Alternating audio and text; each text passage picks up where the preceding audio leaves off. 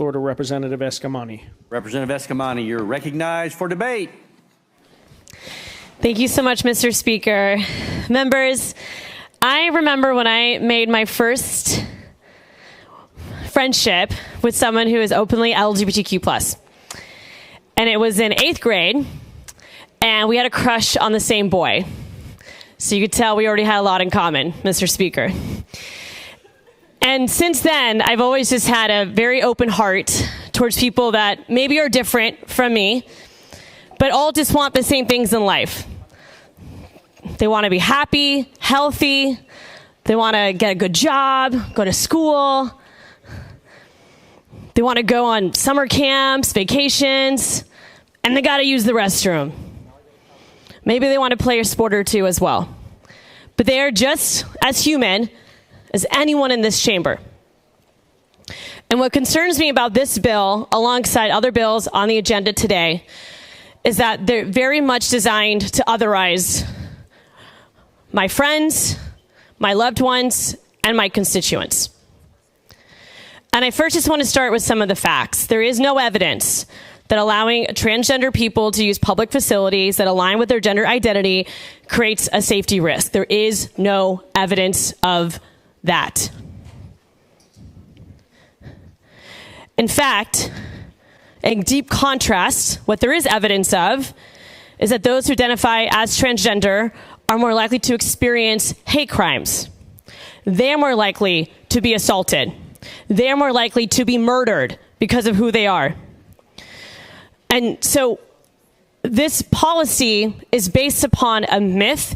It's based upon what have thus far been rumors perpetuated, unfortunately, by politicians here in Florida and across the country, and pushed by organizations that are clearly homophobic and transphobic. And not only are we legislating based on these myths, but we're feeding into them. We're creating stereotypes. We're creating this image that trans people are dangerous, that trans people should not be in our state. We have, unfortunately, colleagues who've used words to describe trans people in ways that are incredibly wrong and offensive. And so I really just want us to ground ourselves in a little bit of humanity and a little bit of love. Because when I walk into this chamber every day, regardless of the difficult debate I might have had, or the weight that I'm carrying, or the stuff you deal with back home, or all the trolls on the internet, whatever that weight is, I walk into this chamber with clear eyes and a full heart. Because I believe in the humanity of people in this chamber.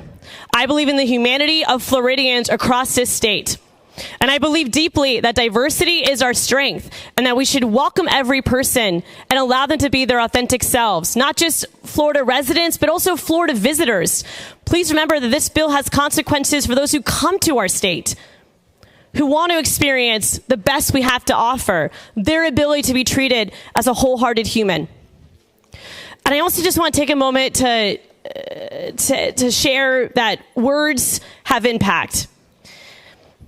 And so when we see the rhetoric that folks have used to describe this policy, and of course the words that others have used on similar policy, please understand that there's a ripple effect with that. It doesn't just stop in this chamber, it goes beyond the chamber. It doesn't stop in a committee, it goes beyond the committee. And I can speak for myself in saying that I have experienced an elevated safety risk myself, with individuals emailing me because of comments that others have made that have led to them referring to me in not so pleasant terms.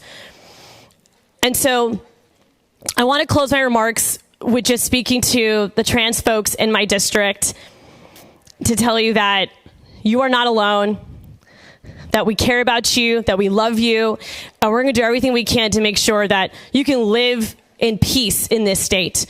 And if others agree with me in the power of humanity and that diversity is our strength, I urge you to please vote no on this bill. Thank you, Mr. Speaker.